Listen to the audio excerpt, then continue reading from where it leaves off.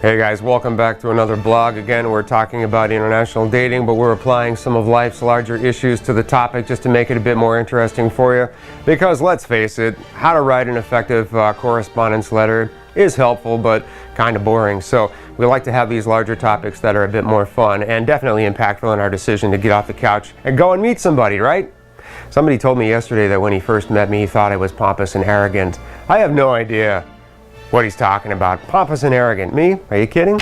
But anyway, when I think of pompous and arrogant, I thought of this quote, which leads me into a larger story that I think will be interesting for you. At least I hope so. All right, so here's the quote from the author J.D. Salinger, author of the book Catcher in the Rye and many other fine works that you'll read in college and give lots of reports on. Anyway, one day, a long time from now, you'll cease to care anymore whom you please or what anybody has to say about you. That's when you'll finally produce the work you're capable of. J.D. Salinger.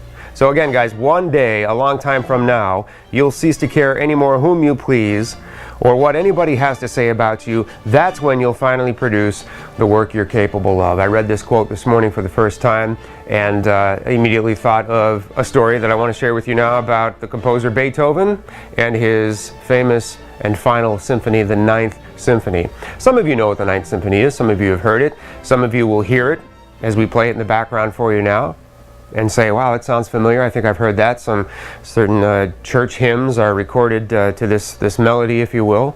Well, so here's the story behind the Ninth Symphony, which I think is really interesting, and it'll play into our search for an international life partner, I promise, so bear with me. Beethoven lived to be 52 years old.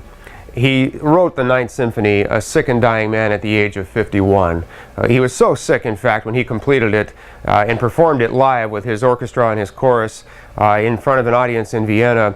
He couldn't hear it, obviously. He'd been deaf for 23 years, but he stood in front of this orchestra trying to conduct them because he couldn't hear, he couldn't conduct properly, and so as to not offend the great maestro, somebody had another composer standing behind him, kind of out of the way, out of sight, actually composing the orchestra. And when the performance was over and everybody stood and applauded Beethoven for another masterpiece, Beethoven didn't know anybody behind him was standing and applauding. Somebody had to actually turn him around so he could see the applause, and it just must have been an incredible scene. Well, so as I mentioned earlier, Beethoven began to lose his hearing at the age of 26, and many music historians will tell you that he was completely deaf by the age of 28. It didn't stop him from composing. He went on to compose many, many works, obviously. But I think about this Ninth Symphony with its 33 instrument pieces and all of this intricate choral work, and it just blows my mind that this was written 23 years after the composer heard his last musical note. How do you do that? I mean, how do you do that, right? Incredible, absolutely incredible passion, which is why Beethoven's legacy has lived, beyond him, and he is considered one of the greatest composers of all time, right? So, Beethoven was deaf. Being a deaf composer in his time wasn't easy. So because of the rejection of society, he couldn't get married. Who would marry a deaf composer after all? That didn't look like a real lucrative future, right? He was stubborn, he was hard to get along with, he overcompensated for his deafness by being just a really tough personality, and he offended a lot of people. He also had very loyal followers and one very, very loyal assistant named Schindler, who feared that he was truly slipping into madness as he watched him try and compose this symphony at the age of 51, again a sick and dying man who hadn't heard a note in 23 years. It's such a remarkable story, I just love it. Beethoven didn't tell people about his deafness for a long time. So as he was walking through the streets of Vienna, or Germany, or wherever he was, people would say hello to him, say good morning to him, good morning here, maestro. He wouldn't hear them, he would just walk on. People thought he was a snob, people thought he was stuck up, and so he got a reputation of being this disgruntled, angry, stubborn snob, and he really wasn't that kind of a person inside, but that was the image that he projected, and definitely an image that he didn't care what people thought of him, and it's just so interesting that this person wrote music that was so passionate, in some cases so amazingly tender. If you listen to Beethoven's Moonlight Sonata, it's just a solo piano piece that's very slow and peaceful and romantic and just the exact antithesis of this musical piece, right? Incredible story. I just absolutely love it. Beethoven died shaking his fist at a clasp of lightning. I love that too. So, I got a comment from one of our Facebook followers this week that said, you know, when are people going to have a better opinion and attitude toward this whole international dating thing?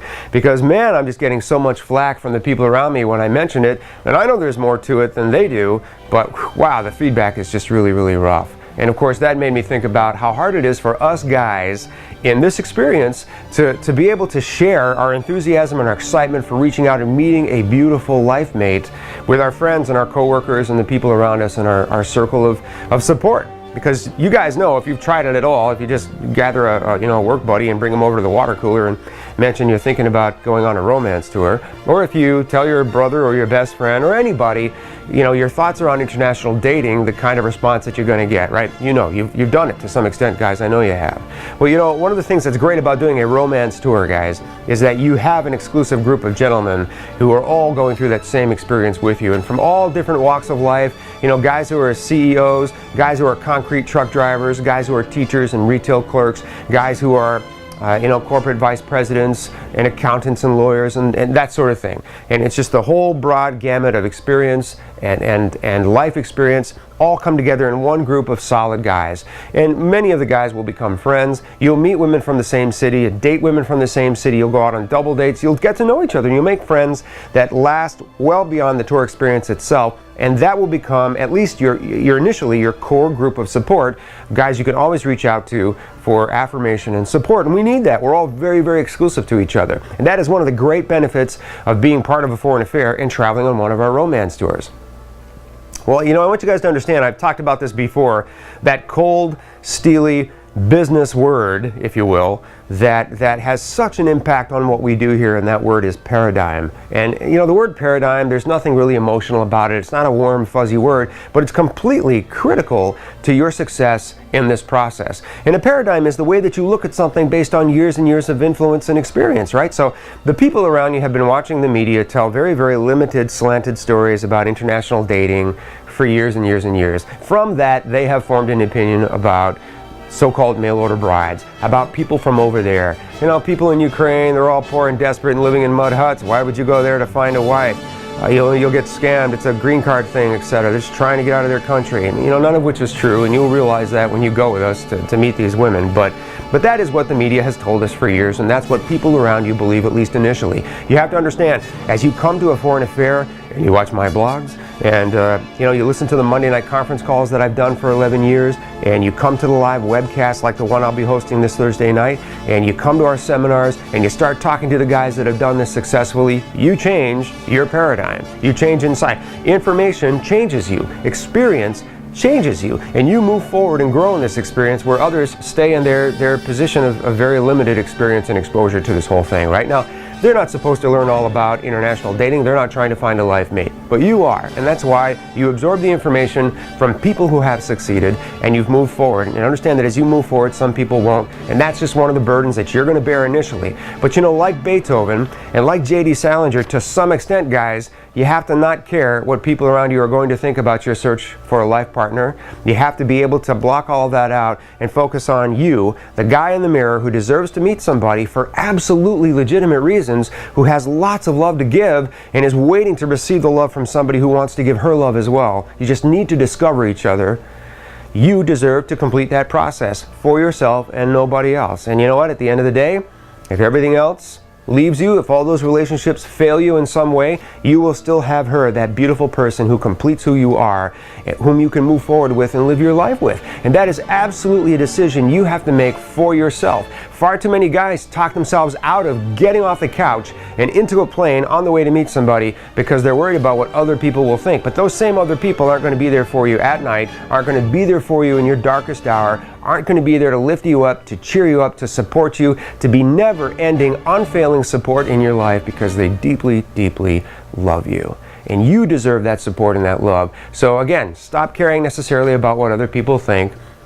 They'll come around, guys, believe me. When they see that beautiful girl on your arm and how happy you are, they absolutely will understand why you were a part of this exciting process. Your homework assignment is go and listen to a little bit of Beethoven and think very much about how difficult it must have been in his time to complete this symphony under these amazing circumstances. And think about if one man can do something like that, what are the implications for you doing something like that for you in your life? I know it's a little dramatic, guys, but hey, it's a blog. I gotta make it dramatic and edgy, right?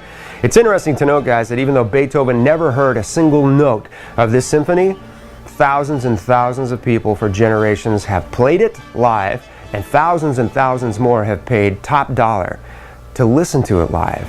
Rather ironic and amazing, isn't it? Go find that life partner that you deserve, guys. We'll show you how. We'll help you out with a lot of the detail. Just call us up. We'll talk about your options and get you on a plane going somewhere to meet somebody, because I got a whole lot of somebodies that want you to not care what other people think and go and complete the process and find the love that you deserve. We'll talk about it soon, I hope. Call me, email me, whatever. It's been great sharing this with you. I hope it's beneficial. We'll talk again. Want to learn more? Check out our website, CostaRicaWomen.com. If you enjoyed this video, be sure to give us a thumbs up and subscribe to our channel. Then click on the notice bell to get notified every time we add something new. Follow us on Facebook, Twitter, Instagram, and Google+.